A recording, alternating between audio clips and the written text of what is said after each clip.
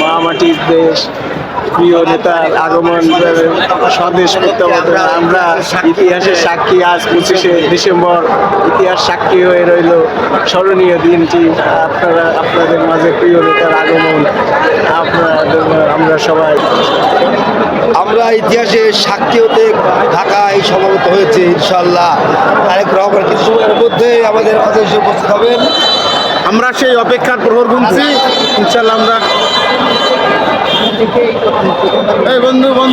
তারেক রহমানের সপ্রবর্তন দেশে আসা স্বদেশ প্রবর্তন দিবসে 1 কোটি জনতার ঢলে আজকে আমরা ঢাকায় আনন্দিত বা মুখরিত হয়ে মানুষের মাঝে আমরা উজ্জ্বল নক্ষত্র দেশের আগামী রাষ্ট্রনায়ক তারেক রহমানকে দেখার উদ্দেশ্যে আমরা জনসমুদ্রে পরিণত হয়েছে।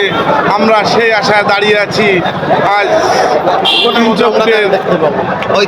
ঐতিহাসিক জনসভা, ঢাকার ইতিহাসে এত বড় জনসভা আর কোনোদিন হয়নি। বাংলাদেশ জাতীয়তাবাদী দল জিন্দাবাদ, তারেক রহমান জিন্দাবাদ।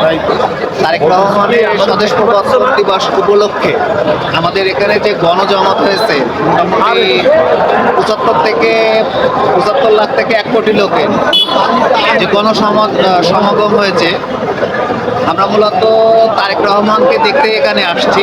যেহেতু তাকে দেখতে পারবো না, তারপরও প্রযুক্তির মাধ্যমে তাকে দেখবো ইনশাআল্লাহ। সবাই ধানের শীষে ভোট দেবেন এবং তারেক রহমানের জন্য দোয়া করবেন। ধন্যবাদ। দেশ নায়ক তারেক রহমান আমাদের মাঝে পৌঁছাবে, সেই উপলক্ষে আমরা থেকে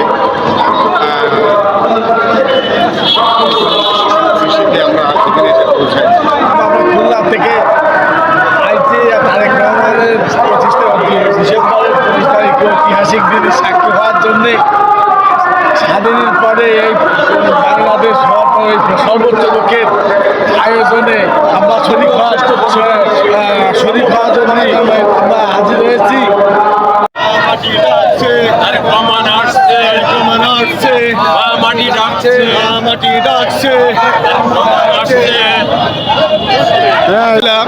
আমরা এইমাত্র শুনতে পাচ্ছি দেশ নায়ক, আগামী দিনের দেশ নায়ক তারেক রহমান বাংলাদেশে এইমাত্রই যে আন্তর্জাতিক বিমানবন্দরে এসে অবতীর্ণ করছে। আমরা উজ্জীবিত, আমরা উৎসবিত, আমরা উদ্দীপনা। আমরা বাংলাদেশের মানুষ আজকে যে অধীর আগ্রহে বসেছিল দীর্ঘ 17টা বছর, তার প্রতীক্ষার প্রতিফলন আর একটু পরে হতে যাচ্ছে। আমরা সেই উদ্দেশ্যেই তার প্রতিফলন দেখার জন্য তাকে এক নজর দেখাতে হবে। সেই সুদীর্ঘ খুলনা থেকে আমরা সর্বদলে আমরা এখানে চলে এসেছি এই তারেক রহমানের দেখার জন্য। আমরা আজকে বাংলাদেশের মানুষ তারে দেখার জন্য অধীর আগ্রহে বসে আছে। এই বাংলাদেশের মানুষ তার জন্য আজকে দেশ তারেক রহমানের বলিষ্ঠ নেতৃত্বে আজকে দেশ সঠিক নেতৃত্ব পরিচালনা করবে। আমরা আগামীতে যে নির্বাচন আসছে তারেক রহমানের এই বলিষ্ঠ আত্মসমর্পণের জন্য বাংলাদেশের 330 আসনে বাংলাদেশের ধানের শীষে জয় করবে। আমরা এই